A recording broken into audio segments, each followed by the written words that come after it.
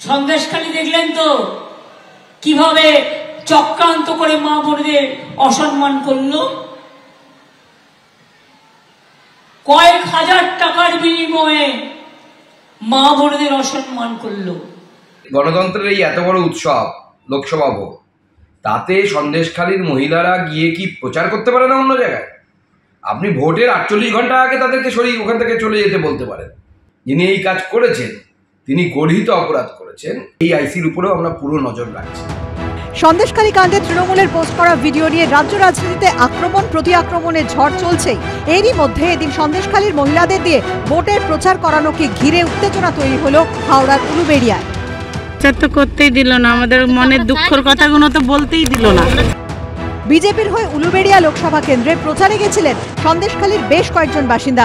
তাদের স্থানীয় একটি অনুষ্ঠান বাড়িতে রাখা হয়েছিল, কিন্তু অভিযোগ সেখান থেকে সোমবার রাতে তাদের ধরে নিয়ে যায় পুলিশ।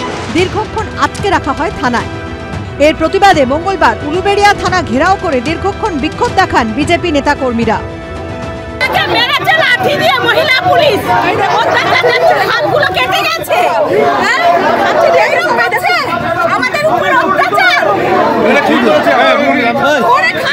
এই নির্লজ্জ পুলিশ আমাদের পুলিশ মন্ত্রীর কথায়, কারণ জানেন যে সন্দেশখালীর এই ধরনের ঘটনায় বারবার করে তারা ভয় পাচ্ছে এবং বিভিন্নভাবে ফেক ভিডিও বানিয়ে বিভিন্নভাবে ভুল বুঝিয়ে আজকে সন্দেশখালীর মায়েদের এই অত্যাচারকে লঘু করতে চাইছে।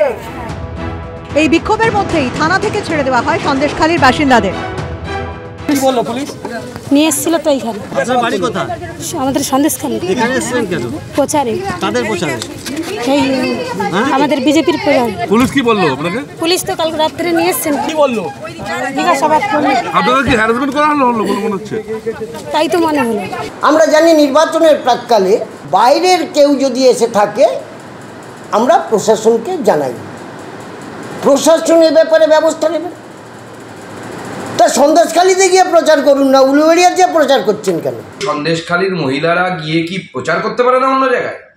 আপনি ভোটের 48 ঘন্টা আগে তাদেরকে সরিয়ে ওখান থেকে চলে যেতে বলতে পারেন, কিন্তু ভোট এখনো বহুদিন বাকি। আর আপনি আইসি যিনি এই কাজ করেছেন তিনি গর্হিত অপরাধ করেছেন। এবং শুধু তাই নয়, এর আগে বেলডাঙ্গা থানার আইসি সাসপেন্ড হয়েছে, অন্য জায়গার আইসিরা অনেক জায়গায় তাদেরকে ট্রান্সফার করা হয়েছে। এই আইসির উপরেও আমরা পুরো নজর রাখছি। আটকের অভিযোগ অস্বীকার করেছে পুলিশের। তাদের দাবি গন্ডগোলের আশঙ্কায় উদ্ধার করা হয়েছে। সুনীত হালদারের রিপোর্ট, এবিপি আনন্দ, হাওড়া।